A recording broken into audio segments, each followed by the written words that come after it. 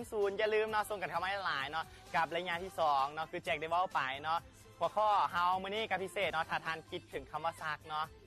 ท่านจะคิดจังได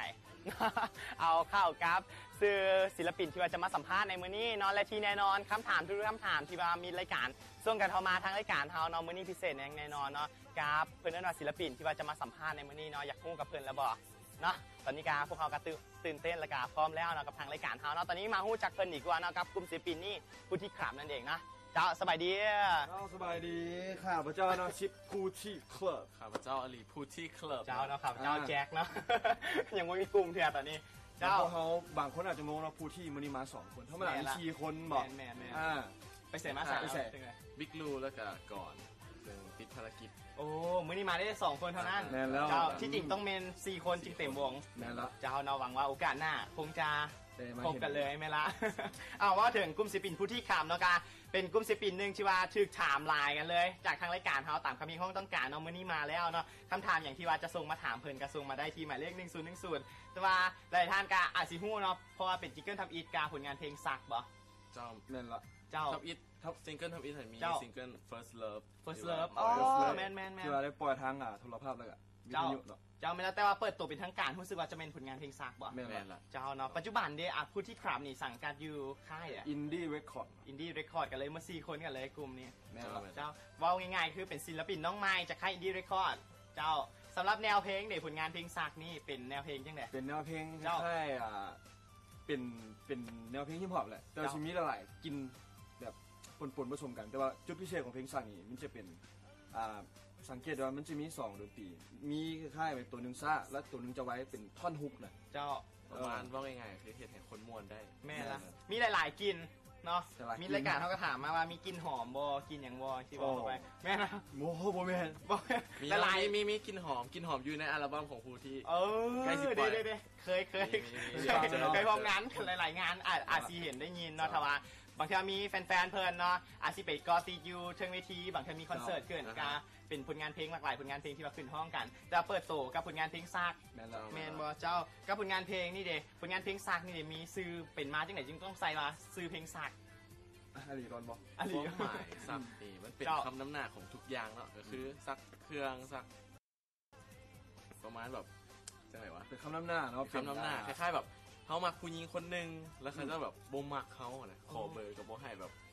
ใจให้บ่พอใจแบบมันเหลือใจโอ้ประมาณนั้นเหลือใจก็ต้องได้ซักหลายๆคนอาจจะเบิ่งเป็นละลายเนาะก็มีบางทีอาจจะซักเครื่องซักของเพลงนี้เขาอยากให้คนจินตนาการไปหลายกว่าซื้อความหมายได้หลายๆความหมายเลย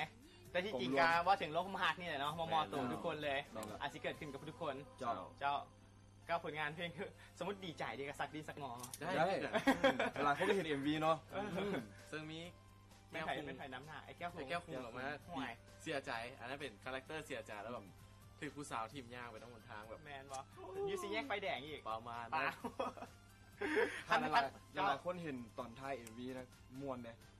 คนจอดไฟแดงอยู่เหลียวเบิ่งสักแมนบอกเธอมื้อหน้ามีรายการจิตวิทยาเขาเนาะอย่าลืมกอติดกันได้เพิ่นว่ากับผลงานเพลงซักเนาะกะฮู้ไปรายละเอียดเกี่ยวกับผลงานเพลงซักเนาะแต่ว่าสำหรับจุดพิเศษของผลงานเพลงนี้เด้แบบวักใดที่ว่าแบบหลายๆคนโดยเฉพาะแม่นอาลีกับซีดนี่มากที่สุดเริ่มจากอาลีก่อนน่าจะเป็นซักเศร้าซักสวยซักแรงซักหลังอาหารซักก่อนนอนเนาะเป็นเครียดแฮงเครียดแฮงเสียใจกับความหักเบิดมือเลยนะแล้วก็สำหรับชื่อเองก็คือมักตอนท่อนฮุกเลยพอมันจะเป็นโยกไปละมันจะซักมวนหลายคนฟังที่นี่เต้นได้เนาะเจ้านอกกระหุ้งกันไปนึงว่าเกี่ยวคนมากแต่ว่ามีที่ SMS ถามมาอีหลีว่าคนน่ะซักบ้าหมูบ่มีซักบ้าหมูบ่อย่างนั้นเป็นนักแบบหักผู้หญิงคนนึงหลายๆแล้วแบบเจ็บแฮงก็เป็นไปได้เนาะคนน่ะมีซักเซ้าซักสวยซักแรงเนี่ยมันต้องมีซักบ้าหมูนะมีเลยขาแล้วอาจจะมีเนาะเสียใจหลายอาจจะมีได้เจ้าเนาะคิดได้ยังไงว่ามีรายการน้องฮู้ที่มากับซื้อเพลงของเพิ่นแล้ววันนี้ผู้ที่ขับหลายคนอาจสิข้องใจค้าใจกันอยู่น้องกับซื้อกลุ่ม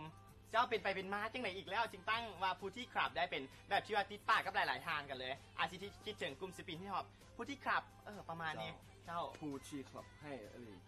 ก็สำหรับคำว่าผู้เนาะก็แปลว่ายู่หรือว่าพักดังยู่แล้วก็ที่ย่อมาจาก together ก็ คือไปน้ำกัน พักดันไปน้ำกัน แล้วสำหรับคำว่าคลับก็คือสำหรับอัลบั้มของภูที่คลับเนาะมันจะเป็นแบบคล้ายๆว่าจะแยกกันก็มีเพลงอลีห้องคนเดียวมีเพลงของซิดแล้วก็ไปฟีดกันอย่างประมาณ คื จะ อ บ่ได้ห้องนำกันไปสุด พวกเฮามี4คนแต่ละคนก็มีคาแรคเตอร์ของไผมันมีแนวเพลงของไผมัน เจ้า ก็หมายว่ามีเขาเรียกอุดมการณ์ โอ้ของแต่ละคนก็แตกต่างกัน แต่ว่าจุดมุ่งหมายเฮาไปน้ำกัน โอ้ ประมาณนี้หลายคน ก็เลยมารวมตัวกันจึงกลายเป็นผู้ที่คลับได้ เนาะ เจ้าก็หลายคนก็ออกความคิดเห็นส่วนกันบ่ แม่น สำห แล้ รั ว บผลงานเพ พ ล ว ง กเขาทั้ง4คนเลยออก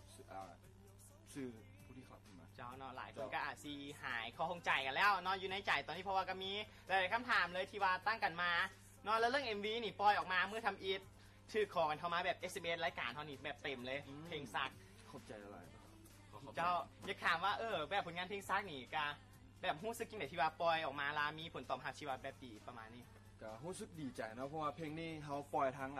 วิทยุ เจ้า มาระยะหนึ่งพอสมควรแล้ว โด เนาะ นเติบแล้วถือ แล้ ว่า วค่อยมี MV ออกมากัน เจ้า ก็คึกๆด้วยก็อยากให้คนจือในอันทิตย์ เจ้า แต่ได้ยินที่ว่า SMS ขอมาก็ดีใจเนาะแล้วขอขอบใจแฟนเพลงของผู้ที่ขับเนาะอยู่กับพวกเขาตลอดไปบ๊ายบายยังที่ ยังเชื่อเนาะ SMS จากไฮไฟวันนี้โบแม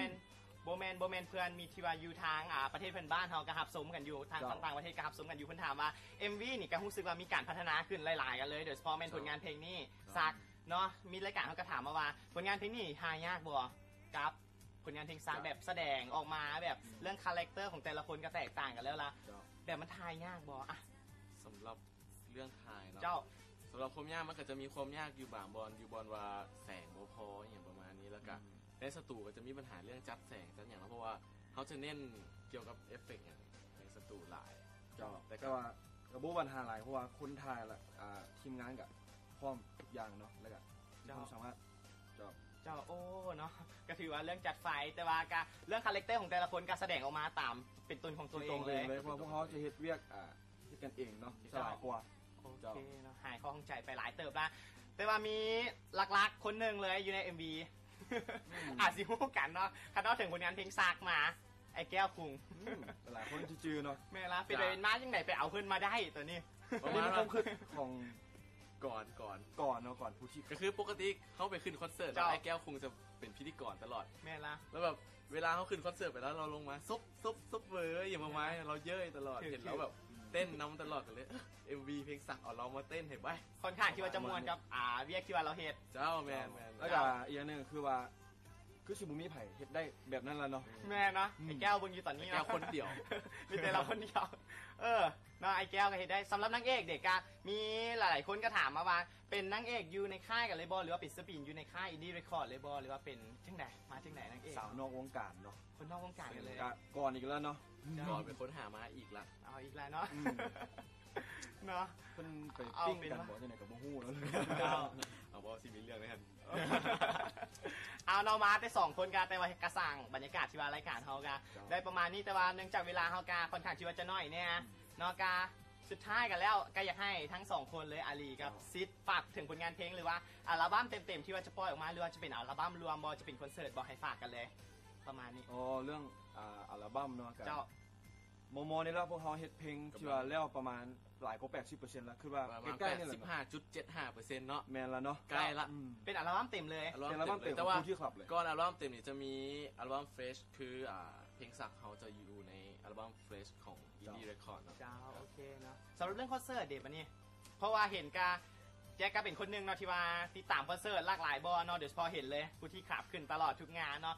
มอนี่สิมีคอนเสิร์ตที่ว่าเกิดขึ้นอยู่ใส่บอ โมนี่ก็ยังบ่ทันคอนเฟิร์มเถื่อเนาะแต่ว่ามีแน่นอนเนาะ หาคนจ้างเนาะ แม่นอนต้องมีอย่างแน่นอนแจ็ค มีอย่าง เสี แน่ ย นอน เนาะเพราะว่าปัจจุบันการรู้สึกว่าเพิ่นก็มีการพัฒนาขึ้นแบบอย่างสูงกันเลยเนาะจากผลงานเพลง First Love มาถึงผลงานเพลงซากาถือว่าสุดยอดกันสุดท้ายเนาะสุดท้ายกันแล้วเพิ่นฝากผลงานเพลงไปอย่าลืมกับแฟนๆของผู้ที่ครับเนาะถ้าว่ามีคอนเสิร์ตอยู่ไสเนาะหรือว่ามีอัลบั้มใดหรือว่าผลงานเพลงใดที่ว่าเพิ่นปล่อยออกมาอย่าลืมลิขสิทธิ์ของแท้เนาะให้พวกเพิ่นมีกำลังใจยิ่งขึ้นเนาะต้องขออวยพรให้ทั้งสองคนกันเลยเนาะแล้วก็วงผู้ที่ขับแหละเนาะให้มีเพิ่นเอิ้นว่าสุขภาพแข็งแรงแล้วก็ประสบผลสำเร็จในหน้าที่การงานในด้านวงการบันเทิงแน่ในด้านความฮักแน่หลากหลายด้านกันเนาะและการเฮากระบุยอย่างให้ก็มีดอกไม้ซองงามๆเลยเนาะที่ว่าจะมามอบให้จากฮันเอเบ้นั่นเองขอให้ต่างหน้า